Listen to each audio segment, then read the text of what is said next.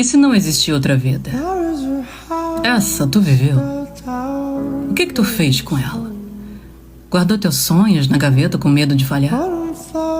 Esperou sempre pelo amanhã como se o tempo fosse um poço sem fundo? Amou pouco porque tinha vergonha de se expor? E se essa for a sua única chance? E cada riso que foi contido, cada abraço negado, cada palavra engolida que virou cicatriz, que ninguém vai apagar. A vida não é um ensaio, é estreia. E o palco fecha as cortinas sem avisar. Então me diz, você tá vivendo ou existindo?